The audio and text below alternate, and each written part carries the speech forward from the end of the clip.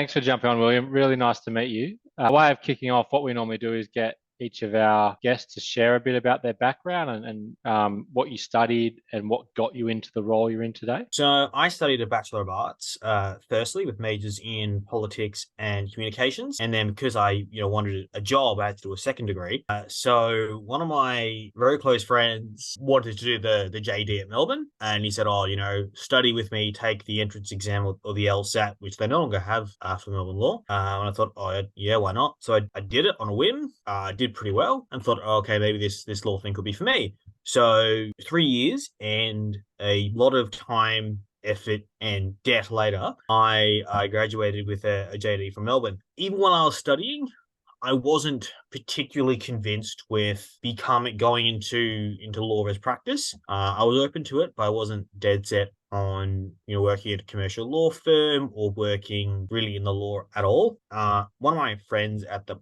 sort of part-time job where I worked, he had just recently commenced a graduate program with Chubb, who are one of the sort of largest insurers in the world, who we at Gallagher work with quite a lot. And he knew I was sort of not sure what I wanted to do post-graduation. He said, May, you got to get into insurance. And I think a lot of people, when I think of insurance, I think of AMI and RACV and home and contents insurance. I had no idea that there is so much out there in the insurance world. So, we like to say nothing moves without insurance. And it's true. Literally every aspect of the business world has insurance to it. Nothing will move without insurance. So, before you commence work on a building site, that contract is insured. The people on that site are insured. The products and services are all insured. Anyway, so I had a look at I Googled insurance graduate programs and a few came up, one of which was Gallagher. So I applied, interviewed, got accepted to the next round, and then I sort of did some research on the company. So I actually applied not knowing anything about them, which I wouldn't recommend for future applicants. But what I learned about Gallagher, I really, really liked. And so when they gave me an offer, I was more than happy to accept. Yeah, good on you. And I guess on that point, for those who are unfamiliar with Gallagher, what do they actually do? And ideally in layman's Yeah. terms, for those of us who aren't well versed Yeah. in the world of insurance. So there are a few facets to Gallagher's business. Primarily, we're a risk management company, which means we assess a client's risks and develop a risk mitigation and what we call risk treatment strategy. So what that means is you have a business, we assess what are your exposures, whether those exposures are legal or financial or whatever risks that might disrupt you doing business. And we find a way to deal with those risks. Vast majority of the time, that comes through the process of insurance. So there are other ways to deal with risks. Sometimes you might mitigate risks. So for example, if you are a paper mill, sprinklers will reduce your risk of fire. So that's what we call risk mitigation. But primarily it's through insurance. And that's how Gallagher started as an insurance broker. So we work with you, the client, and insurers to find the best insurance plan at the best price. That wasn't too convoluted. No, that's the best explanation I've heard, truth be told. So, okay, so does Gallagher run its own insurance products or purely the brokerage middleman role? Purely brokerage middleman. There is part of our company does do write insurance under what's called a binder arrangement, but for layman purposes and for all intents and purposes, we adjust the brokerage. So we are the middleman. Got it. Okay. And so it sounds like you do a lot more than just the brokerage, though. The whole risk mitigation, quite unique. I've bought insurance before for the company, and it's just been here's the products, which one do you want type thing. None of the risk mitigation services that you mentioned. Yeah, so that's one of the things that Gallagher does is that we're a full offering. So, if you need risk engineering services to get a better depth understanding of risk, we can organize that for you. We have an entire team dedicated to workplace risk. So some states in Victoria have government workers compensation schemes in place. So Victoria is one of those with work cover. Other states in the country do not. So you have to privately purchase workplace insurance, and we have a dedicated team for that. We also do large part of businesses claim handling. So if you have a claim, instead of contacting your insurer, you contact us. We handle it on your behalf. Got it. Okay. Well, that's useful. Yeah. So claims, ideally, are very straightforward. Fortunately, that is really the case. And it means that you have a dedicated team who can politely advocate on your behalf, perhaps when things aren't moving as quickly as you would like. Yeah. And you would have more sway behind you because you're buying a lot of insurance from these providers. Exactly. So we do trade on that. There are a number of examples we have where an insurer would, potentially have a right to decline a claim, but due to the relationship they have with us and the amount of money and business we place with them, we are able to get those claims paid. Clever. Very clever. Okay. And so I imagine most of your clients would be, the big end of town who have serious You would risk. actually be wrong on Yeah. that front. Really? So we do everything from a personal lines. We have a dedicated personal lines team actually in Adelaide who do home contents and car insurance for individuals, and we do small and medium businesses. So you do milk bars on street corners, and mum and dad small businesses. We do medium, large, commercial, corporate, international. So everything. Oh, wow. Very interesting. And I think our largest segment is sort of that medium size. Yeah. Don't quote me on that. Super interesting and very well explained. So maybe that's a nice jumping off point for helping us understand what you do in your day-to-day role. So I'm part of the graduate program at Gallagher. So what I do changes every 2 months. But for the most part, the majority of my 12-month rotation is focused on broking. So that is the sort of client engagement. So working with them on a day-to-day basis for most of the year. That's just dealing with incoming and outgoing inquiries. I'm starting, our business is moving into this new phase. Do I need additional insurance? Yeah. This has happened. Do I need to make a claim? So dealing with those everyday inquiries for about 3 months of the year for our larger clients, it's the renewal period. So that's working with the client to, can you please update additional information? Has anything changed? And getting all that information that we need to go out into the market and to arrange quotes and cover for them. So depending on where we are in the year, some periods can be a bit quieter and some periods can be very, very busy. That is very unique to each individual team. So it depends on your clients. You might have a lot of clients that renew 30th of June, in which case that second quarter leading up to June is extremely busy.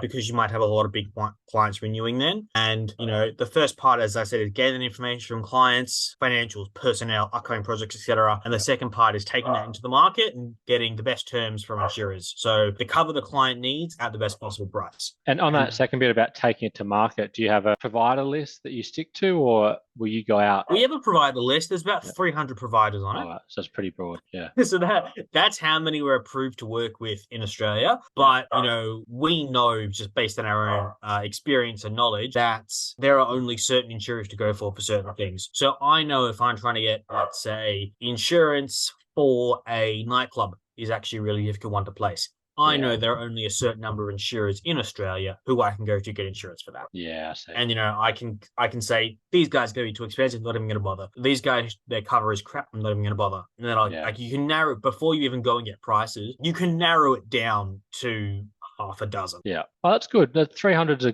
that's a large number of providers, and because it's always one of the questions that I have when I go on the compare the market, or it doesn't matter if I'm looking at insurance or healthcare. I always wonder, am I actually seeing the whole market here, or no? Am I getting a subset Absolutely of those who are paying a subscription fee? So you have direct to market insurers, your RACVs, your AMIs, your QBEs, who will go directly to you. They advertise on TV, they sponsor sports teams, etc. Yeah. But the vast majority of insurers will only work through intermediaries, so brokerages, because they don't have the size, scale, or even the inclination to set up the claims, inquiries, advertising, marketing that they would need in order to become direct to market. No, that's great. Sounds like I probably need to think about working with you guys, because I must say that our process for getting insurance hasn't been terribly sophisticated, and I suspect someone like you would make short work of it, finding a better provider. Potentially.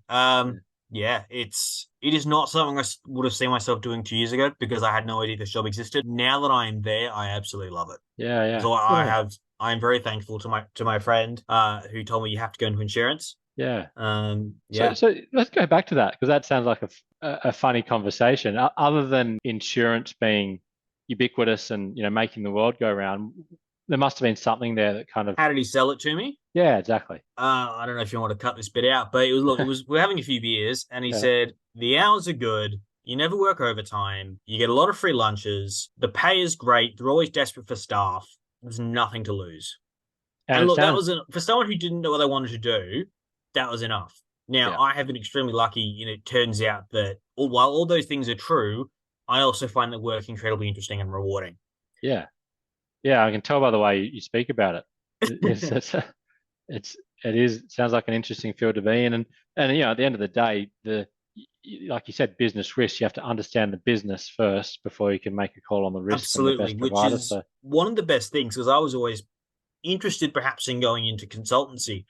And that's what we do, mm, except we do it over a longer period of time. So we're not just consultants for, 6 months, where we're with them for minimum a year, but hopefully, and oftentimes it ends up being, a 5, 10 year relationship where you have to understand the business. And so you yeah, get to meet people, listen to them talk about what they're passionate about and what they do. And yeah. that's pretty awesome. I spent a rotation in claims and due to a claim I was handling, I had to learn more about the explosive properties of rubber than I ever thought I would ever know about or need to know about. Yeah, yeah, you don't want to miss that in a risk analysis, do you? You kind of want to be across it. Oh, I was reading a 30-page report on a tire, which was, Yeah, good on you. How good's that? So, okay, so yeah, all those things you described, good pay, reasonable hours, interesting, ticks a lot of boxes. yeah, and sort of things I found out after moving to Gallagher as to what's Gallagher operates in something. I'll tell you how many countries we operate in, but it is something ridiculous. We have operations in Chile, Mexico, Dubai, Paris, New York. We're based out of Chicago. So we operate in every continent aside from Antarctica and like 40 plus countries. In Australia alone, I think we have 80 different offices. Yeah, it's a big company. So Yeah, it's huge company with a global footprint, and and because insurance, the ability to move around the world is really there. So my previous rotation, I was with a very senior construction broker. He was from London, but had worked in Hong Kong, Singapore, obviously out of London for a bit. So, if you're looking for a job that has flexibility and you can work overseas or want to work overseas, mm. absolutely insurance. I mean, what you've learnt in insurance would be universally applicable, right? It's not the risk Pretty of a much. business. Yeah, I mean, there's obviously nuances in each country, but Yeah. But for the most part, I mean, if the sort of risks that are inherent to a particular industry are going to be inherent to that yeah, industry, really, regardless of where you are.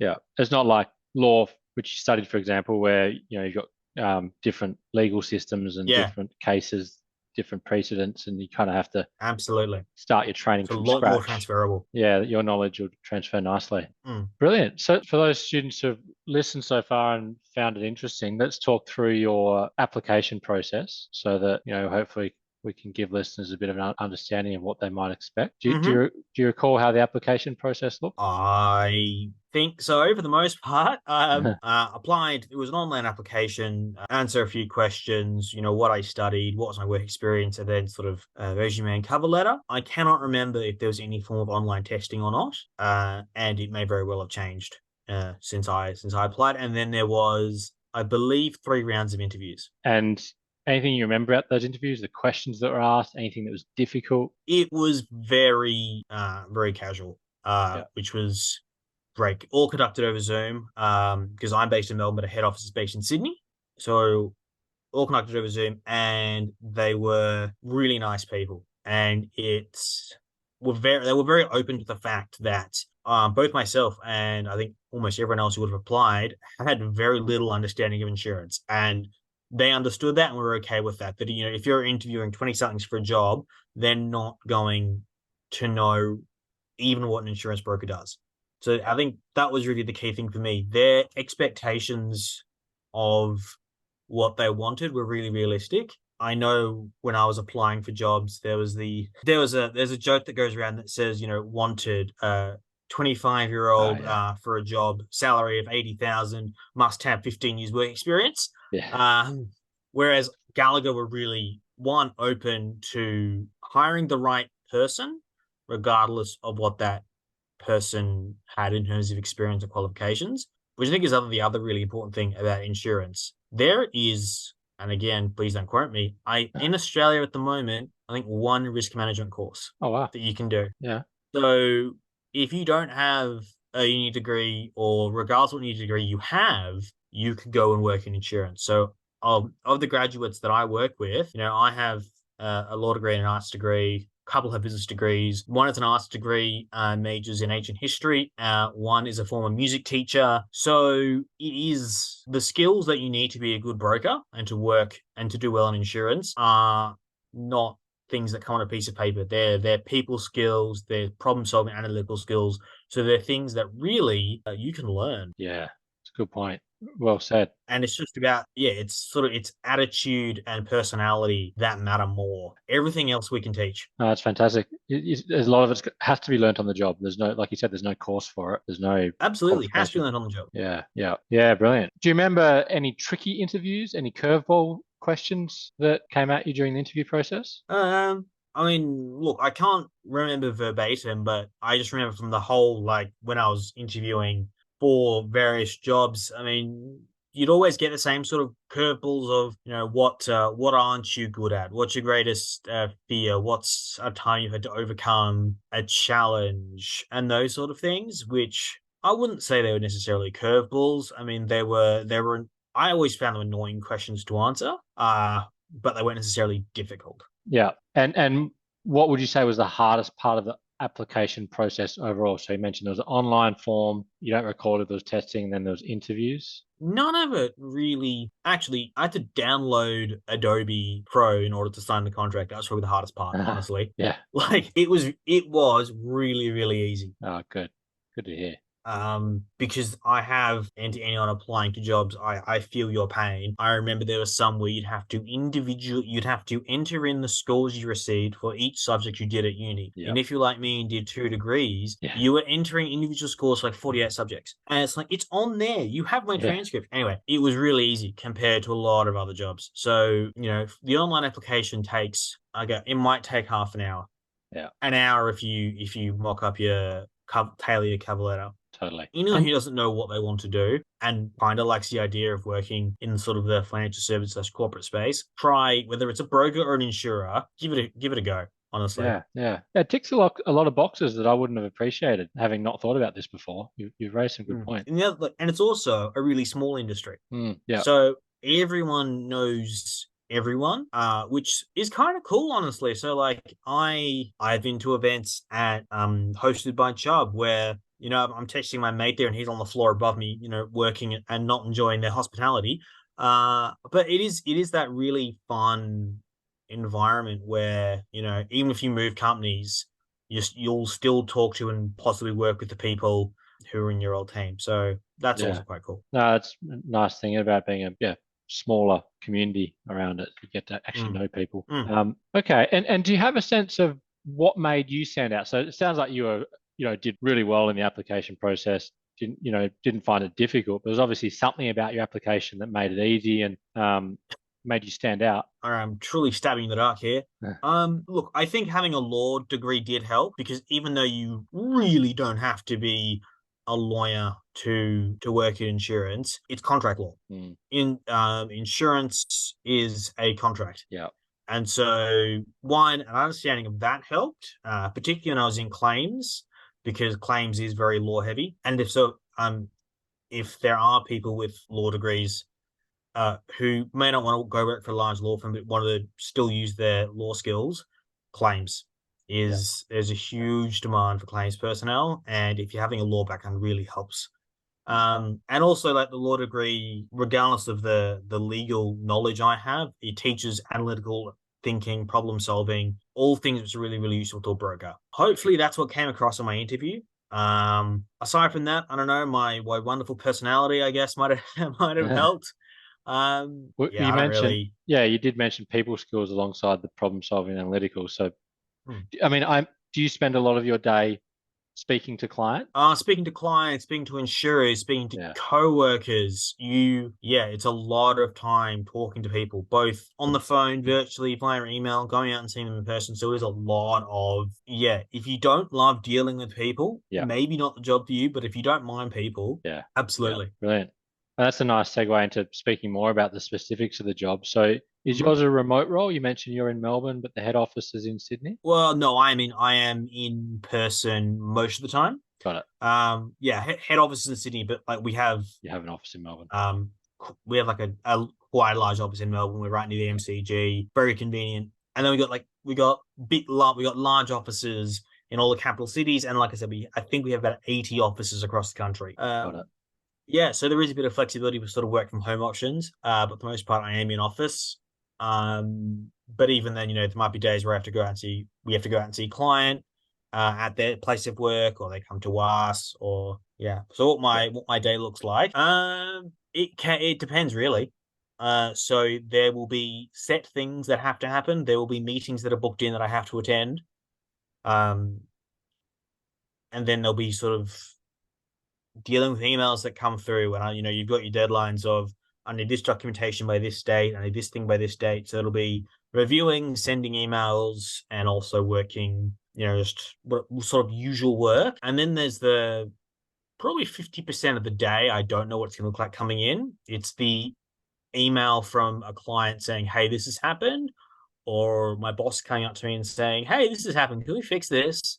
And that's probably where most of my time is, which I actually quite like. I like not knowing that there is that sort of element of unexpectedness. It's not a word, but anyway. Yeah. I like that. Spontaneity. Yeah. Absolutely. Totally. It is every day can be different, which I love. So even like today when I was leaving the office, I got an email saying, hey, can we fix this? This is a problem. Can you sort it out? I'm like, sure, cool. Well, so now I'm doing tomorrow morning is I'm working on this particular problem. Yeah, good attitude. Nice one. And I guess just to focus on the early days, that's kind of onboarding training. Was there anything like that in the first days and weeks to help you get up to speed? Yeah. So we actually started on a Friday.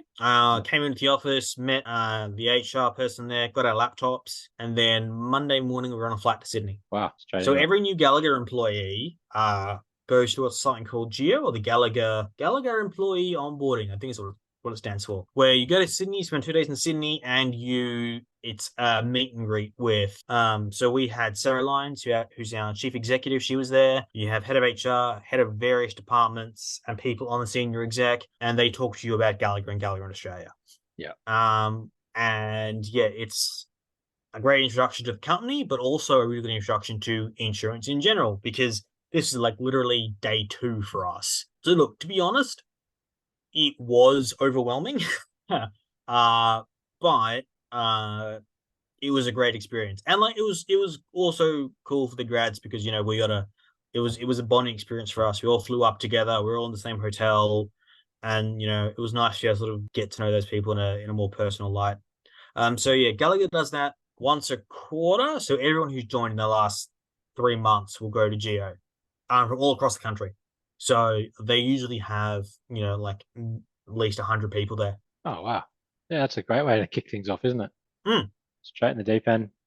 Well, I mean, and that was just the timing of that was when the next year was. It happened to be on our day 2. Next year's grads might get a little more time to get their feet under the desk. Yeah. Which probably wouldn't be a bad thing. Yeah. Yeah. And how about kind of ongoing training, learning and development opportunities? So as I said, I rotate teams every 2 months. And the teams are quite different. So on the rotations that the grads have had, we have our construction specialisms team who just deal with construction clients.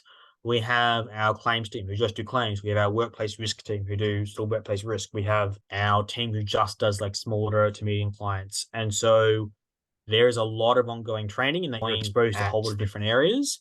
It was interesting. We actually joined a time when our Melbourne office was going through a system change, so moving from a legacy system to our current system. So we got all that training along with everybody else, which was kind of good because it meant we didn't have to forget anything. We were coming in brand new. So there was a lot of training that went on with that. So there was, weekly check-ins and skill sessions.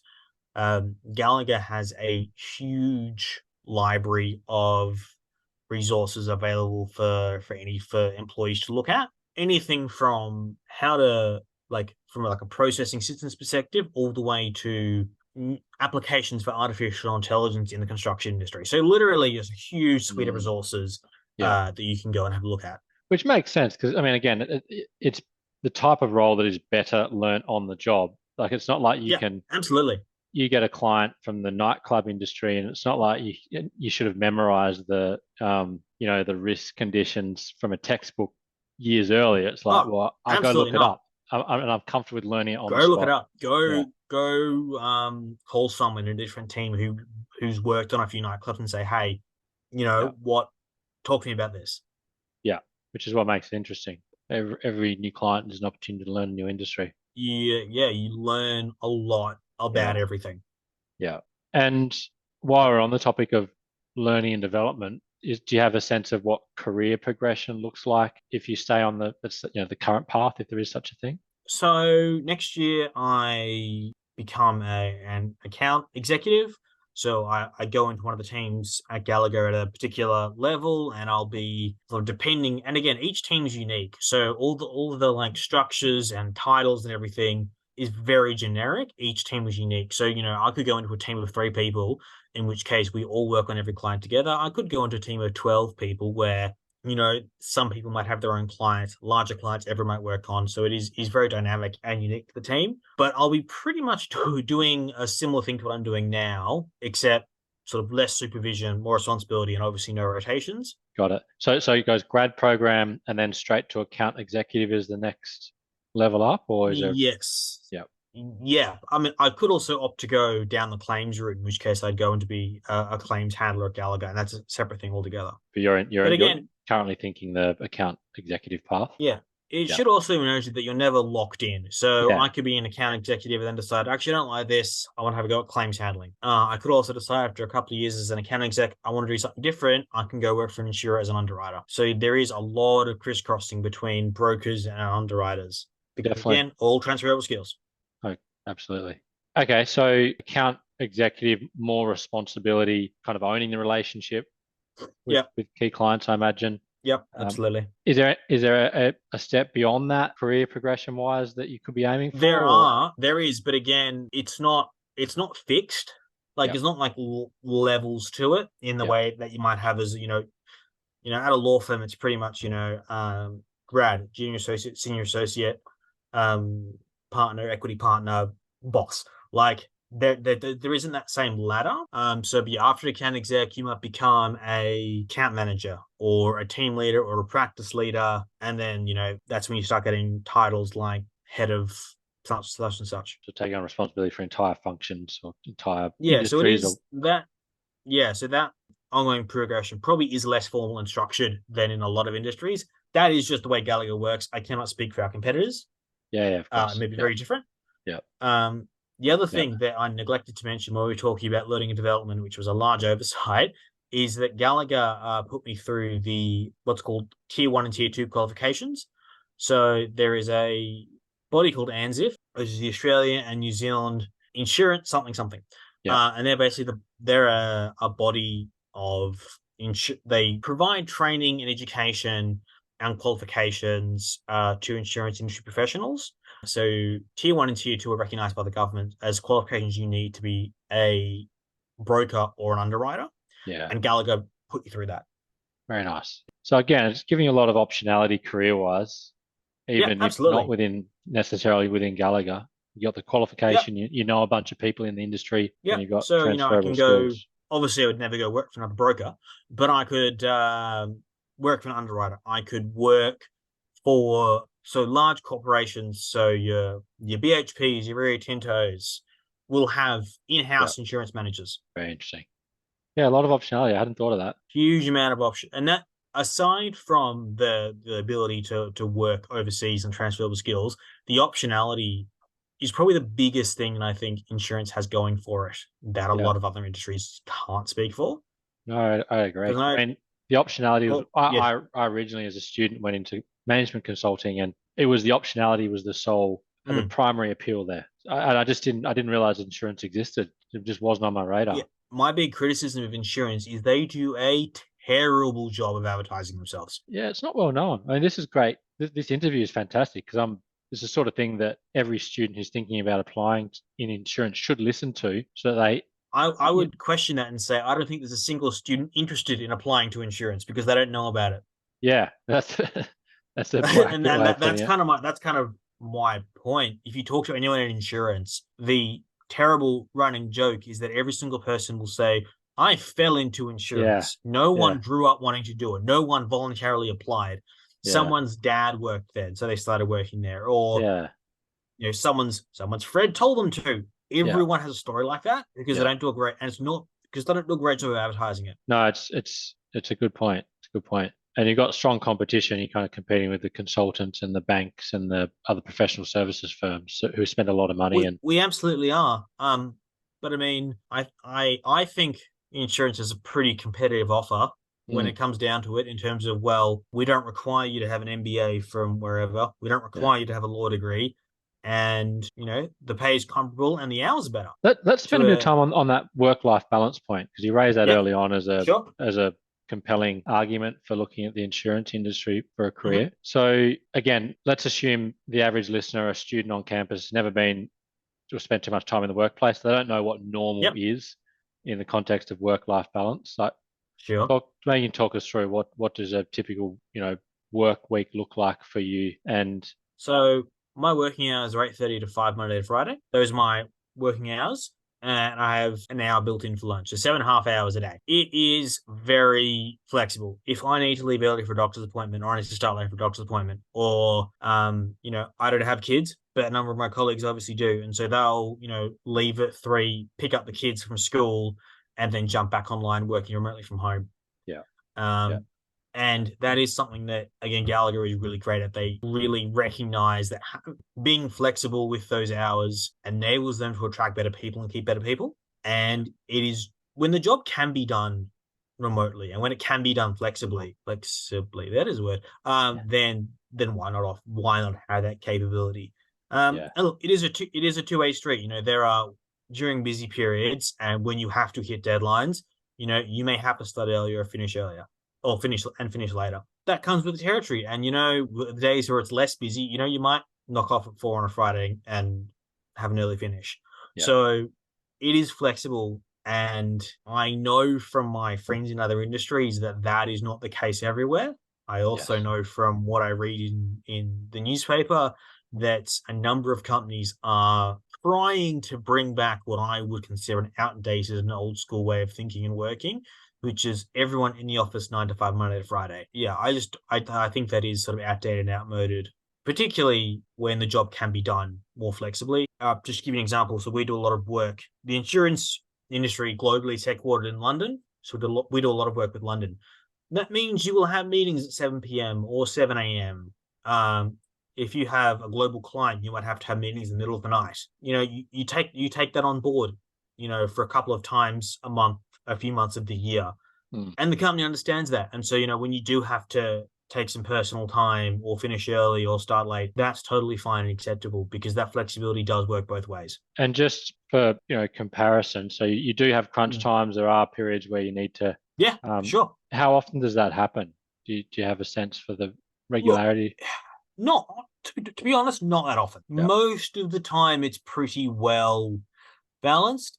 June is a difficult month because a lot of companies have renewals 30th of June in a financial year. There is no reason for this other than we assume accountants advise their clients to do it that way. We wish they'd stop. We like it spread out. It's easier and better for everyone. But there's a compounding effect. So if Gallagher has a lot of clients that renew 30th of June, every broker has a lot of clients that renew 30th of June, and we're all dealing with the same insurers who don't suddenly have 100 extra staff to work with. Our clients are also trying to finalize their end of year and a financial year things. So it means everyone from clients to brokers to insurers is busy. So 30th of June can get hectic. And so that whole month of June usually is a busy period. I don't want to say you can't take holidays in June. You may have a team that is quiet for June for whatever reason. Yeah. It's possible. But look, that can get pretty hectic. And look, Yeah. I had my first June this year, and the company was very supportive of that.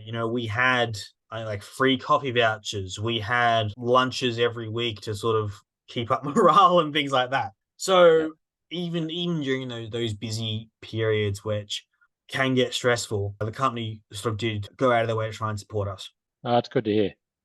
So it sounds like the key difference between your experience in insurance versus, say, mining consulting is just the regularity of those crunch periods. Like, you can guarantee in other professional services, like you're going to get crunched every project, and that can often mean every month or two there's a period of, a couple of weeks where you're Yeah.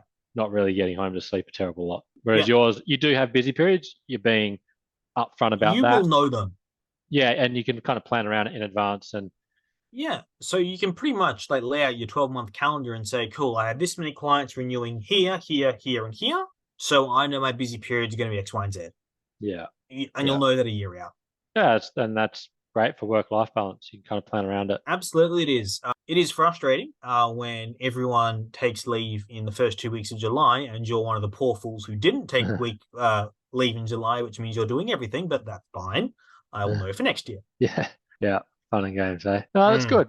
Yeah, work-life balance, big tick in the box of Huge tick. insurance versus other professional services. Should we talk about pay and benefits for a bit? Now, I don't expect you to disclose your own salary Sure. unless you're comfortable, of course, but more relative pay and benefits of, your career path insurance versus Sure. other comparable So professional. I look. I don't know what. I didn't get a formal offer with pay from from like a top tier law firm. I did get ones from smaller and sort of more boutique firms, and they were anything between sort of mid 50s to high 60s. Yeah. I'm happy to say Gallagher pays higher than that. I got offers from some financial services firms. Gallagher beat them all as well. So look, I have friends who are at those top tier firms. They do earn more money than me. They also work longer hours than I do. And they are more stressed about their job than I am. And, the other thing that I was not warned about, but let's say once you're a construction lawyer, you're a construction lawyer. Yeah, That's you what get you do. pigeonholed. Yeah. You get pigeonholed. Yeah. That does not happen as much with insurance. Now you can specialize and look, I want to specialize, but I don't want to be doing the thing that I'm doing at 25 for the next 30 years. The variety. Get things, keep you on As your the other toes. pay and benefits, which is what we were talking about before I sidetracked us. So aside from pay, yeah, leave is good. I don't really know what standards are, so can't really speak to that. Benefit scheme, look, as a giant global multinational, Gallagher does have a pretty good rewards scheme. So, you can get discounts on everything from JB Hi-Fi to some other large company. Like you have those things. There has options for leasing a car through a program if you're looking into that. What else is there? Insurance discounts. My God. Of course. Yeah. So Gallagher, the most obvious one. So Gallagher has programs specific to Gallagher employees with a number of insurers where you will get a discount on your insurance. And, that's a discount on really a top of the line insurance program. Gallagher also has a employee, because Gallagher's publicly traded in the United States. So there is you can purchase shares in the company if you're something that you're interested in as well. Oh, brilliant. Actually, I'm jumping around it here a bit, but I didn't ask That's before. fine. The actual revenue model for Gallagher is that you Okay. the referrals to insurance companies.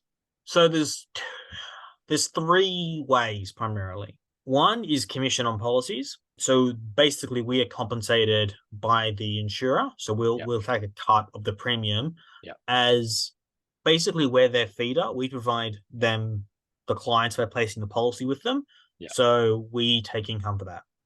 We may also opt to charge a broker fee to the individual client. No, it's just those 2. I don't know why I said 3. So either we'll charge a standalone fee to the client or commission or a mixture of both. Brilliant. Straightforward. That's good to know. Yeah. Like I said, this interview should be compulsory listening for anyone interviewing in the insurance industry and specifically at Gallagher, because I've certainly learnt a lot. So, sorry, I'm jumping around a bit here, but going back to what students commonly ask about. So we've covered work-life balance, we've covered pay. How about kind of the office environment and social life? You've already touched on all the grads going to Sydney upon onboarding, but once you kind of found your feet into day-to-day office life, what does that look like? So our office in Melbourne is open plan. There are 2 actual offices. One is vacant, and that is used by visiting senior execs. And one is headed by a head of agency who's again on the executive board. Everyone else is on the floor. That includes our state manager for Victoria. That includes our, one of the heads of departments for the country is all open plan, which I really, really like. It does feel a lot quite collegiate. It does feel like you are part of a larger team. The social aspect, look, I'm going to be honest, insurance has a problem in that they don't recruit a lot of young people because young people don't know how to apply for it. Yeah. That is changing, and even in the 6 months that I've been at Gallagher, they've had a lot more sort of people my age join. And I go out to other grads to drinks, to dinner. We go to the footy together, and that is definitely something that is changing at Gallagher. But it's an industry wide problem in that they can't recruit. Yeah, they can't recruit young people. But yeah, it is quite good. We Yeah. probably do. I probably hang out outside of work with sort of my work friends 2 out of every 3 weeks. That's fantastic. And is that kind of a informal thing, or is there any formal socialization, team building stuff that Gallagher facilitates? It is more informal. It is mostly informal. Yeah, It's often the good stuff, right? It's where you can kind of yeah, I think so. It's not. I mean, when someone says formal team building, I immediately leap back to week one uni icebreakers, yeah, the kind of horny. which were Yeah. I always despised. And so yeah, I like the informal nature of it a bit more. No, good stuff. Now I'm conscious of time. We're coming up against our time limit, but we kind of touched on it. But from your career planning perspective, where to from here for you personally? What's your kind of master plan looking like? Same thing we do every night. Pinky trying to take over the world. I don't look. I'd like to stay at Gallagher. I do. I really like the company. I like the people I work with. So I'd love to stay at Gallagher and sort of just keep working on up. I would like to specialize. I don't know what in, but I would like to end up. Gallagher has 11 specialist teams across a wide range of industries. I'd like to probably work there. But then again, I really enjoy my time in claims. So maybe I'll do some specialist stuff and jump across to claims and Yeah, just to work on some claims there. good stuff. Any kind of final bits of advice or wisdom for new or recent graduates who are starting out and considering Gallagher or insurance industry more broadly? Even if anyone who doesn't know what they want to do and has at some point vaguely considered professional services or financial services, have a look at the company, have a look at the industry, and you know what? Make an application. Even Yeah, if you don't end up accepting, it takes an hour. And I guarantee you it'll be good. It's fun. I love it. It's a great industry. It's a great company. It is really a hidden gem. And I am yet to meet anyone who, after falling into insurance, has regretted it. that's a great note to end on, William. You've done a cracking job of explaining the industry and breaking it down into kind of, in an accessible way. I mean, for me, like I said, I'd never heard of it, even though this is going back a few years, but as a student, I'd never heard of it. I did my best to kind of look at all the websites and get my head around it, but none of it explained it as well as you have, like the kind of the nuts and bolts of what you're actually doing and the appeal of it, the work-life balance, the stability, the interest factor. They're all really compelling points. So that's been really useful. Thank you so much. My pleasure.